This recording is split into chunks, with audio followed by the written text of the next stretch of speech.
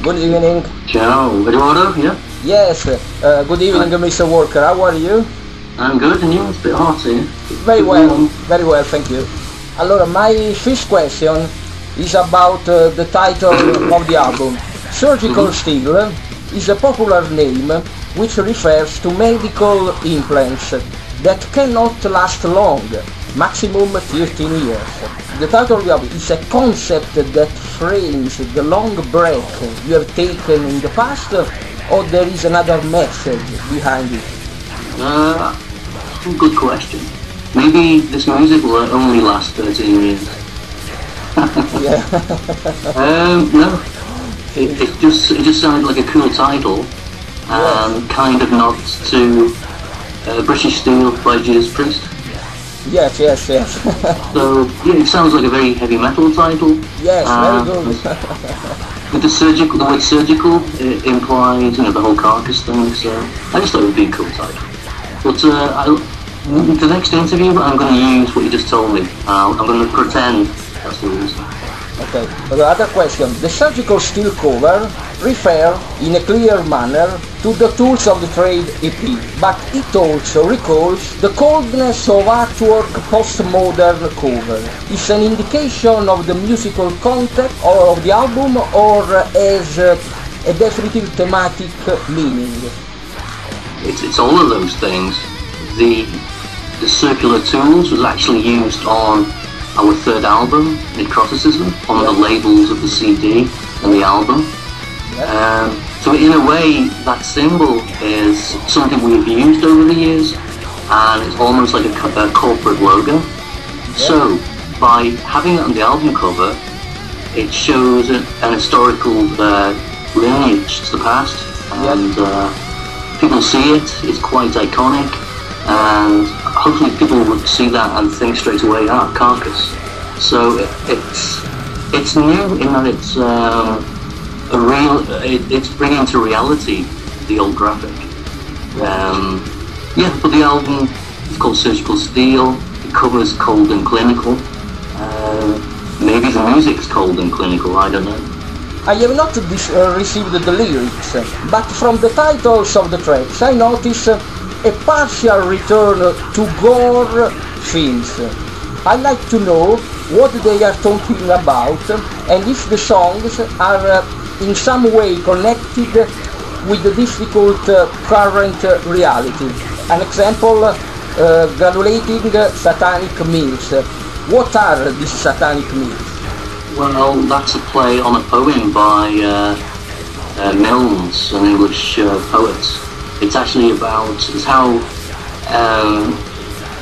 the north of England was described with the factories around the time of the Industrial Revolution. Yes. So maybe that will hint at what the song's about. I don't really want to give too much away, because I would rather people read and enjoyed the lyrics without me explaining everything. Because people are given too much information nowadays with the internet and video and blah blah blah. No one uses their imagination. I would rather people draw their own conclusions.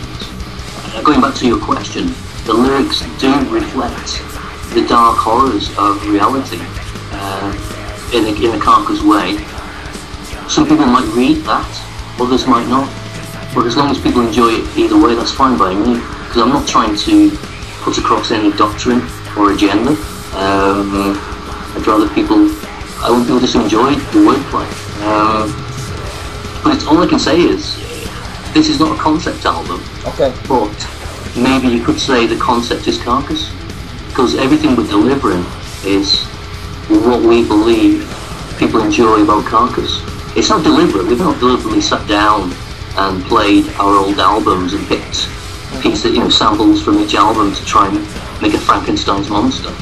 But lyrically, it is definitely in the vein of the older albums. And there's a lot of humour in there, which I think was missing from Heartwork and Swan Song. A lot of dark humour. Surgical Steel seems to close a cycle with your older productions, showing a band 100% convinced of its meanings and characterized by a new cynism and a new wickedness, not forgetting the melodies and its musical roots. We can consider it the most complete album ever published by Carcass? I'd like to think so, but like anything, albums, call them classics, whatever you will, you can never overcome the historical context that an album is made in.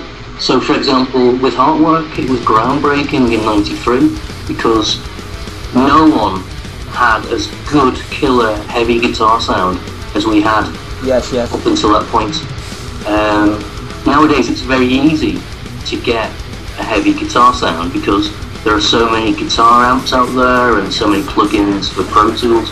Back when we did the album, we used this amp called PV5150, and no other band outside of Van Halen had used that. Nowadays, there's probably 20 brands of amp that sound as powerful. So it's easy for bands to sound heavy. Playing fast has become the norm. So for some people, Heartwork is always going to be a more special album just because of the historical context that it appeared. You know, this album is being released in a sea of heavy retarded music. You know, there's hundreds of bands now that have been influenced by Carcass. So it's not as easy to stand out. I hope we do, just on the basis of the fact that we're Carcass. Your last album was in 1996. In 70 years, the music business has changed a lot due to the decrease in album sales and file sharing. What are your goals in 2013? It is still possible a positive change in this trend, trusting in the work of pioneers like Carcass? Well, I would like to prove people wrong, because I don't think the decline in sales is just the result of file sharing. I also think it's the result of people losing interest in the music because it's not that interesting. Hopefully, I mean, I'm a strong believer of the fact that if a good album comes out and people enjoy it and like it, they buy it. I just don't think that you can expect a 16-year-old kid with limited pocket money to pick up the 20 Century Media, Nickel Blast, Earache releases that they release every month, you know? It's obviously can't, so people have to pick and choose. I mean, I'm not saying this is the album that's going to change that, but I do believe that people will buy. I mean, Black Sabbath's new album in America sold 150,000 in the first week. Yes. You know? So people can't say people don't buy albums, because they do. They may not necessarily buy your album, you know? I'm referring to a band who's complaining, because bands are always fucking complaining that no one's buying their CD. Well, maybe your CD is just not very good. Some people expect from Carcass a partial return to grindcore. Which is your answer to these people? Grindcore became a genre that we never played. We never considered ourselves a grindcore band. Yeah. We've always been a death metal band, but due to not being proficient musicians, and due to lack of budget, due to poor equipment and not enough time in the studio, we made some rough and ready recordings, which people refer to as grindcore. The reality is, if we recorded Recapitulation today, it would have the same production as Surgical Steel. So we still have extremely fast material. In fact, this album has parts that are the fastest we've ever played. So if that's what grindcore is, then there is grindcore on this album. But it just does not sound dirty and nasty, that's all. Last question. Who is Jeff Walker in everyday life? And what are his interests, and if they are placed in Carcass imaginary? I'm just some ill-educated, fat, lazy, beer-loving guy that doesn't eat meat. I don't smoke. Yeah. I'm interested in history to a certain degree. I don't read enough. I watch too much television. I have an old army truck that I occasionally like to play around with and, you know, engineer on and think, you know, to renovate.